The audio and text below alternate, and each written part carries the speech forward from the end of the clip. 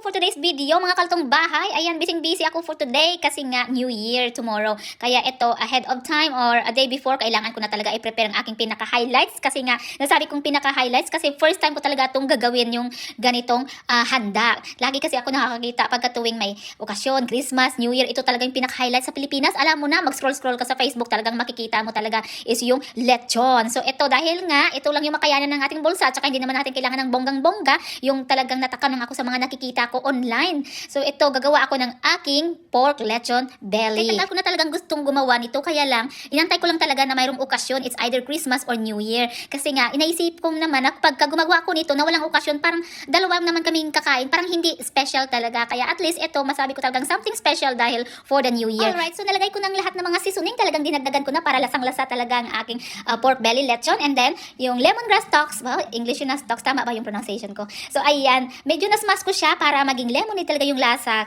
And then yung onion leaves. So ito, nakalahati lang talaga yung nabidyuhan ko kung paano ko siya natali. Dahil ang ano pala nito, ang hirap itali. Kailangan kasi talaga ang higpit ng pagkatali. Kasi mahirap na habang nagbe-bake tayo nito, biglang lumabas yung mga palaman sa loob. Kaya dapat talagang higpit na higpit talaga kung gaano kahigpit yung yakap nyo sa inyong mga partner. Oh, diba? And then ito na, ayan. So, i-marinate ko siya overnight dahil bukas ko pa naman siya lulutuin. Ibalot ko muna siya dito sa foil para talagang masok yung mga seasoning niya sa ating meat. So, ayan, talagang hindi ako makapaghintay dahil nga excited talaga ako. Buwan yung binilang bago ko talaga magawa ito dahil nga umpisa pa lang na malayo-layo pa yung December ay talagang naplano ko na talagang gumawa nito. So, ito na nga, natupad na talaga yung dream ko na makapagluto ng ganito. Sa mga hindi nagluluto, I'm sure hindi sila related sa mga sinasabi ko dahil nga kung ano yung gusto mong lutuin tsaka yung natupad mo, parang ang saya-saya mo. So, ito na ang aking lechon belly.